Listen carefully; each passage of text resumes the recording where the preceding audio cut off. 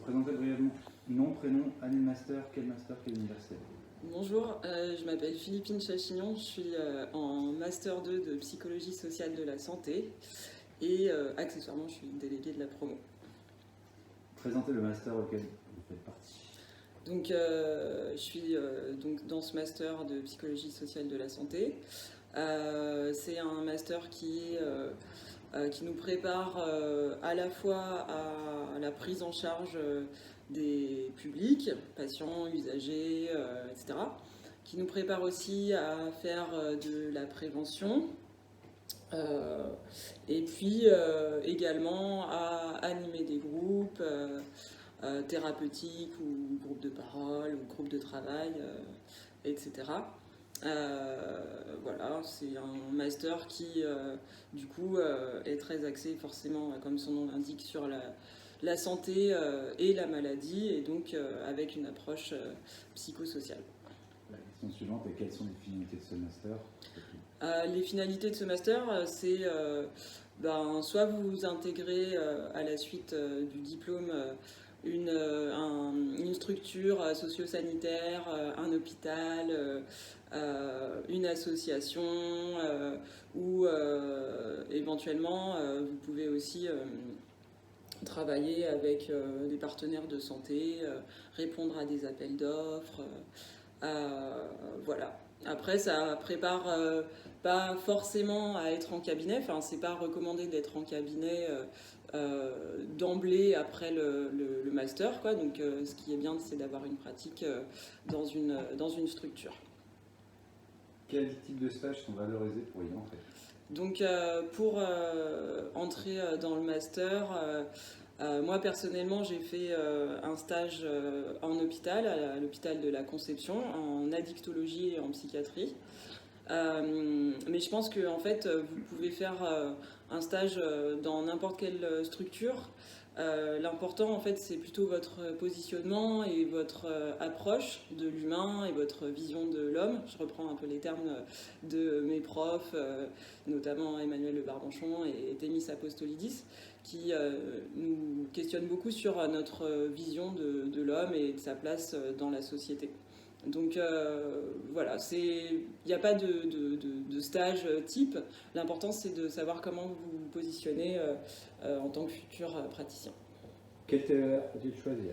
Alors moi, j'ai fait un TER social. J'ai travaillé sur les addictions et les représentations qu'on peut avoir, que peut avoir le grand public de la consommation des médicaments psychotropes. Donc j'ai fait mon TER avec Thémis Apostolidis. Mais après, je sais que dans ma promo, il y a d'autres personnes qui ont fait des TER en cognitive ou en développement. Et voilà, c'est pas forcément rédhibitoire d'avoir fait un TER dans une autre discipline. Quels sont les changements par rapport à la licence? Les changements, le changement principal, c'est que vous allez forcément, si vous êtes en psychosocial de la santé, vous allez faire de la psychosociale. Après, nous, en Master 1, on était en fait jumelés avec ceux qui sont en psychosocial du travail. Donc c'est une approche, on va dire, transversale des deux disciplines. Et voilà, donc les changements, c'est simplement une intensification des référentiels théoriques de psychosocial et puis un positionnement qui est plus spécifique et différent du positionnement d'autres disciplines. Alors, quel lieu au semestre 6 faut-il choisir? Ou est-il préférable de choisir selon vous pour mieux appréhender le master demandé?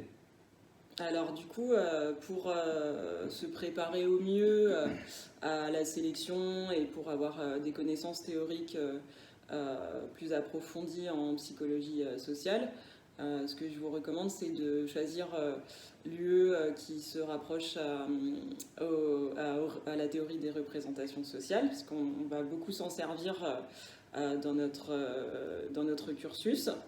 Et c'est une façon d'appréhender le monde qui va être propre aux psychologues sociaux. Et moi, j'avais aussi choisi forcément la psychologie sociale de la santé et du travail. Voilà. Et ensuite, dans le registre des techniques, j'avais choisi méthode des questionnaires, parce que c'est un outil qu'on utilise en psychosocial et ça vous donne un petit plus pour mener des enquêtes. Voilà. Comment est la sélection en master? Alors, la sélection en master, c'est toujours un petit peu difficile d'en parler, parce qu'on le vit, mais on ne sait pas exactement quels sont les critères de sélection. Après, l'important, je pense, quand vous allez vous présenter à la sélection, et je pense que ça, c'est vraiment fondamental, c'est d'être authentique et de vraiment parler avec ce qui vous emballe et, d'élaborer un projet professionnel, c'est important, qui soit une sorte de fil rouge, enfin de référence en fait dans votre motivation et quelque chose qui vous permet de voir plus loin que le master et simplement le diplôme, mais qui vous donne une forme de guide pour les futures années. Et l'important, c'est vraiment d'être authentique et de montrer vos qualités et ce qui fait, selon vous, ce que c'est la psychologie sociale, comment vous la comprenez, etc. Que faut-il mettre en avant dans la lettre de motivation lors de la candidature et selon vous, dans votre cas, qu'est-ce qui a fait la différence parmi les autres dossiers? Alors dans votre lettre de motivation, il faut parler évidemment, un petit peu montrer que vous avez des connaissances théoriques, même si c'est pas forcément là-dessus qu'on va juger si vous serez un bon praticien ou non. Mais comme je disais, du coup, une authenticité et vos qualités, votre vision de l'être humain, comment vous imaginez prendre en charge les gens ou comment vous imaginez faire de la prévention, de la sensibilisation, avec quels outils vous comptez vous y prendre. Et voilà. Moi, je pense que ce qui m'a peut-être un petit peu plus distingué, c'est que j'étais en reconversion et du coup, j'avais un projet professionnel qui était déjà en moi depuis plusieurs années. Et du coup, j'ai su en parler et le mettre en avant et utiliser mes connaissances en psychosocial pour montrer que mon projet était différent en fait de ce qui se faisait déjà dans le champ par exemple de la psychologie clinique ou dans la psychiatrie, voilà. Donc bien montrer que vous êtes mu par un projet qui va s'inscrire dans le temps et dans la continuité. Super. Pouvez-vous retranscrire un peu le vécu personnel en ce début de M1 au niveau du travail personnel et de la gestion de l'emploi du temps? Alors moi je suis en M2, mais du coup en M1 j'ai trouvé que c'était une année qui était très riche, on avait énormément de matières, surtout au premier semestre. C'était pas forcément de tout repos, mais c'était passionnant, beaucoup de cours, beaucoup de découvertes, beaucoup de théorie, mais c'était aussi très important qu'on ait un bon socle théorique. Et voilà, donc ça peut être un peu surprenant le premier semestre, mais une fois que vous avez passé ce premier semestre, vous allez vous sentir vraiment grandi et vous allez enfin, je pense, accéder un petit peu au cœur de ce qui est. C'était à ce niveau-là. Comment bien anticiper, préparer le stage de M1? Donc le stage de M1, moi je vous recommande de le chercher le plus tôt possible. Donc si vous avez déjà l'intention de postuler à un master en particulier, le mieux c'est en fait de trouver idéalement votre stage de M1 avant de passer les sélections. C'est un petit bonus et je pense que ça vaut vraiment le coup au moins d'avoir une promesse de stage et de s'être bien renseigné sur les structures qui peuvent vous accueillir. Après, vous pouvez demander justement des contacts auprès des M1 et des M2, si vous êtes en L3, du coup d'avoir pas mal d'infos sur quelle structure recrute des stagiaires et voilà, bien déterminer quels sont vos objectifs parce que vos stages vont vous définir aussi dans les prochains mois ou dans les prochaines années. En fait, ça va aussi vous permettre de vous former et le milieu dans lequel vous allez évoluer en tant que stagiaire va vous donner des compétences qui seront pas forcément propres à ce milieu-là, mais qui vont vous façonner. Donc c'est très important de réfléchir à là où vous souhaitez évoluer plus tard aussi quand vous serez diplômé. Très bien. Pour les élèves en M2, question en plus, faire un bilan de son M1 passé, niveau cours et comment se passe le M2. Alors du coup, comme je le disais avant, le M1 c'était une année qui est très riche, très dense, il y a beaucoup de cours, on a beaucoup d'examens. Ça peut paraître un petit peu impressionnant, mais on s'en sort toujours.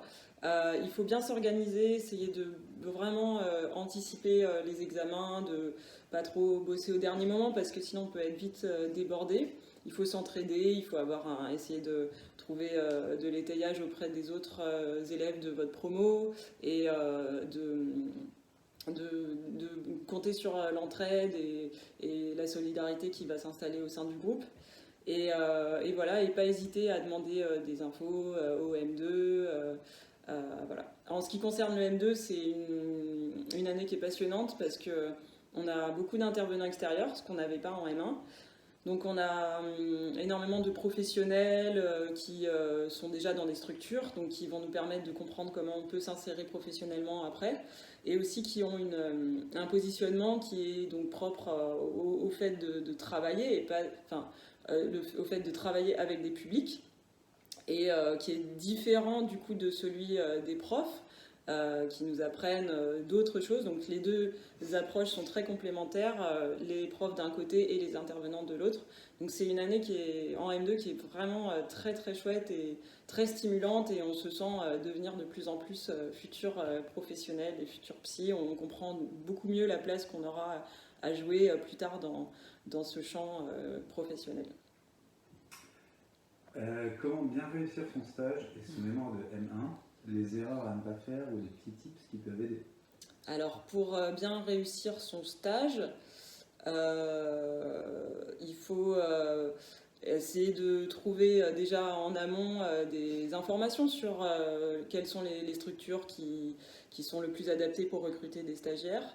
Voilà, il faut bien compter sur les supervisions, parce qu'il y a des supervisions du coup, avec des professionnels et même ses professeurs.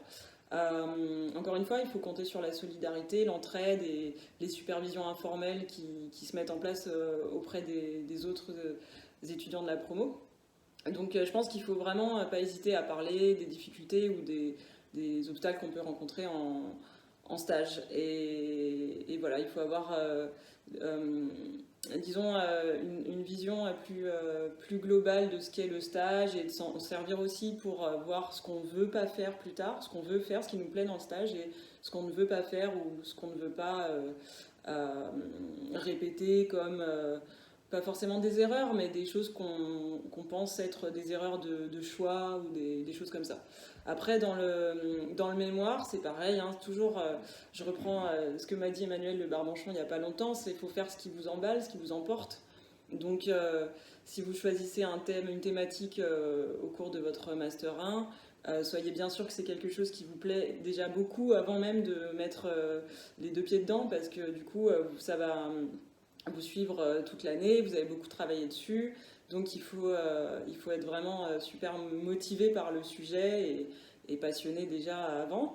Et puis voilà, puis il faut être avec un binôme avec qui vous savez que ça va bien se passer, avec qui vous allez avoir une bonne entente et au niveau émotionnel et au niveau académique, professionnel, etc. Comment vous anticipez votre futur de psychologue diplômé? Moi, en fait, je compte continuer sur un doctorat, donc un peu dans la continuité de ce que j'ai fait en Master 1, ce qui m'a énormément plu. Et je vais d'ailleurs continuer aussi cette année en Master 2 dans une voie qui m'a emballée en Master 1. C'était donc avec l'approche psychosociale auprès des militaires en stress post-traumatique, en état de stress post-traumatique. Et du coup... je vais prolonger l'aventure parce que ça me plaît beaucoup. J'ai envie de faire de la recherche dans ce domaine et construire quelque chose avec cette approche de psychosociale. Ensuite, j'avais un projet professionnel, donc je pense que peut-être dans les prochaines années, enfin en tout cas peut-être dans 10 ans, j'imagine euh, mettre des petites pierres à l'édifice de mon projet pro, mais je pense aussi qu'une expérience en milieu hospitalier serait très bénéfique pour moi, et je pense que, il y a énormément de professionnels qui m'ont dit ça, quoi. C'est vraiment envisager de faire une expérience dans une structure pour apprendre un peu les codes du métier qu'on n'a pas forcément l'occasion de voir en cours, quoi, parce que tout ne s'apprend pas en cours. Alors, du coup, la dernière question, si vous envisagez un doctorat, expliquez comment vous préparez. En bref, ce qui serait utile de savoir en fonction de votre vécu personnel.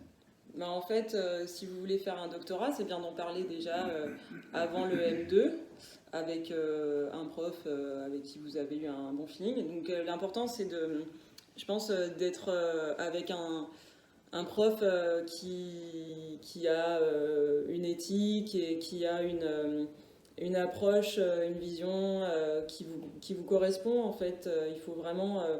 c'est très important d'être avec une personne qui va vous entourer pendant ces 4 prochaines années, parce qu'il y a la première année, donc en Master 2, en fait, on prépare le projet de thèse, et après, pendant 3 ans, on va faire la thèse, donc il faut être avec quelqu'un qui vous convient au mieux.